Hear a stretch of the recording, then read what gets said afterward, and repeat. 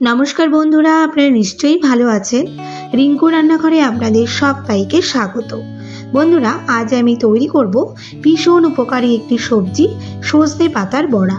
সজনে পাতা অনেক রকম ভাবেই কিন্তু খাওয়া যায়, বাট সবচেয়ে বেশি যেটা ভালো লাগে তা হলো সজনে পাতার বড়া। এই সিজনে সজনে পাতা, সজনে ডাঁটা, সজনে ফুল সব কিছুই কিন্তু ভীষণ উপকারী। বিশেষ করে যাদের শ্বাসকষ্ট বা ডায়াবেটিস আছে, তারা যদি সজনে পাতা বা মরিঙ্গা লিভস প্রতিদিনের খাদ্য তালিকায় রাখেন, তবে এর থেকে কিন্তু ভীষণ উপকার পাবেন। সজনে পাতার বড়া করার জন্য চাই সজনে পাতা, আর সেই জন্য গাছের থেকে কিছু ডাল ভেঙে এনেছি। এখন পাতাগুলো এপাশ ওপাশ ভালো করে বেছে নিয়ে এগুলো ছাড়িয়ে নিচ্ছি। আপনারা নিশ্চয়ই ভিডিওতে দেখতে পাচ্ছেন কিভাবে ছাড়িয়ে নিচ্ছি।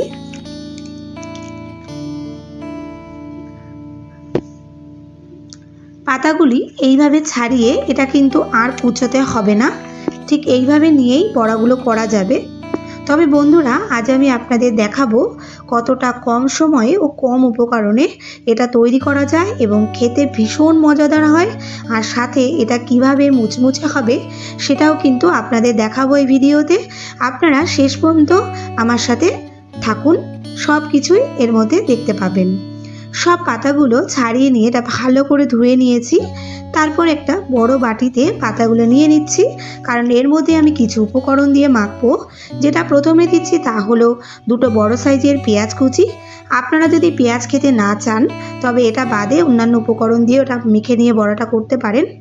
আর দিচ্ছি ঝালের জন্য কয়েকটা কাঁচা লঙ্কা কুচি। আপনারা যেমন ঝাল খাবেন সেটা বুঝেই কিন্তু এখানে ঝালটা দেবেন। এরপর দিলাম বড়াটা মুচমুচে করার জন্য 1.5 হাতা চালের গুঁড়ো। বাইন্ডিংয়ের জন্য দিচ্ছি 1 হাতা বেসন।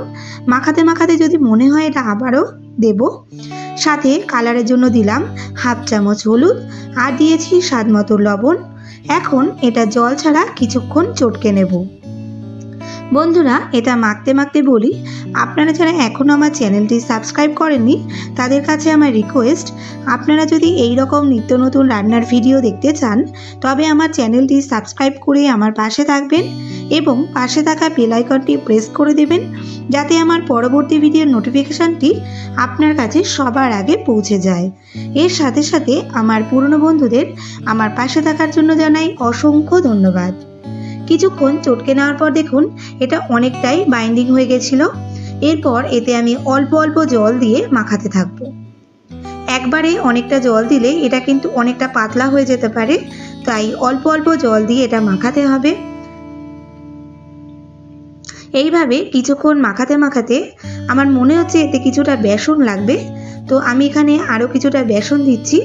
আপনারা চাইলে এতে আরও একটু চালের গুঁড়োও দিতে পারেন, তবে চালের গুঁড়ো দিলে আরও বেশি শক্ত হয়ে যাবে, তাই আমি এখানে আরেকটু বেসন দিয়ে এটা মেখে নিচ্ছি। বন্ধুরা, এটা কিন্তু খুব বেশি শক্ত করে মাখবো না, একটু আঠালো আঠালো হবে সেইভাবেই এটা মেখে নেব।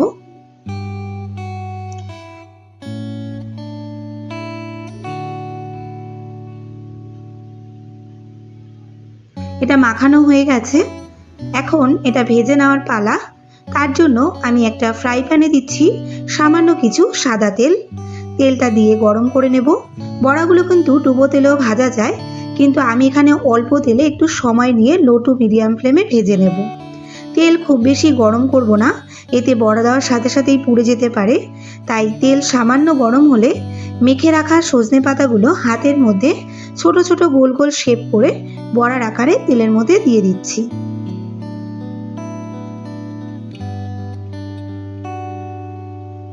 বড়াগুলো দিয়ে এরপর এটা লো টু মিডিয়াম ফ্লেমে ভেজে নেব।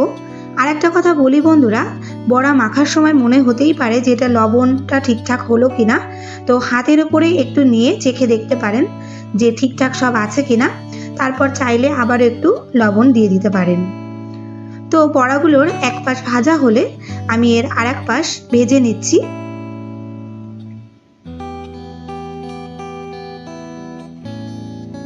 বড়াগুলো একটু ধীরে ধীরে ভেজে নেব, তাতে এর ভেতরটা যেরকম সবগুলো সেদ্ধ হবে পাতাগুলো, তেমনি আবার কিন্তু বড়াটাও খুব মুচমুচে হবে।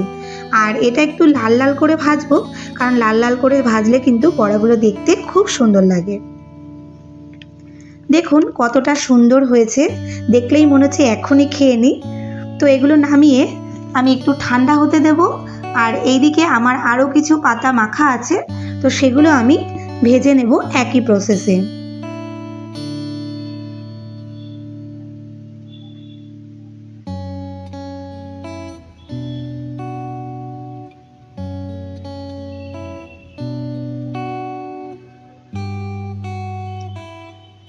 সব বড়াগুলো ভাজা হয়ে গেছে, এখন এগুলো নামিয়ে আমি পরিবেশন করব।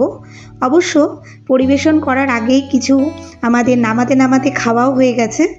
এগুলো আপনারা হয়তো বুঝতে পারছেন না ভিডিওতে দেখে কতটা মুচমুচে আর টেস্টি হয়েছে। আপনারা একবার বাড়িতে করে দেখুন, আমি যেভাবে বলছি সেইভাবে করুন, দেখুন এটা কতটা সুন্দর হয়, টেস্টি হয়। ভালো লাগলে একটা লাইক করে দেবেন, আর লাইক করার সাথে সাথে শেয়ারও আপনাদের কমেন্ট কিন্তু আমাকে জানাতে একদমই ভুলবেন না। আপনারা সবাই ভালো থাকবেন, সুস্থ থাকবেন, দেখা হচ্ছে খুব শিগগিরই।